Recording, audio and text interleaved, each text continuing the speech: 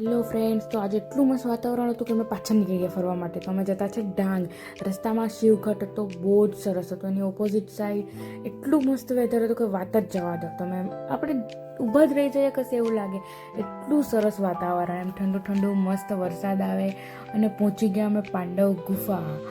ત્યાં નીચે જોયું કે આ તો ઉતરવાનું ને ચડવાનું છે, એટલે તો મારે તો પગ જ કામ કરતાં બંધ થઈ જાય. એમ ધીમે ધીમે મોઢું ચડાવીને ઉતરી ગઈ, પણ રસ્તામાં હું કંઈ મસ્ત પગથિયા ઉપર પાણી આવતું હતું, ઝરણાનું ઠંડુ ઠંડુ, બહુ જ મસ્ત હતું. અને આ તમે એકવાર જુઓ નજારો તાનો, ની પબ્લિક હતું કે ની કંઈ છે, બહુ મસ્ત હતું, મજા આવી ગઈ. એમ એકદમ શાંત ને ઝરણાનો કંઈ મસ્ત પવન આવે ને ચડવાનું આવે એટલે મને કંટાળો આવે, એટલે મને જો હાથ પકડીને ખેંચીને લઈ જાય કે ચાલ ઉપર એમ આવે.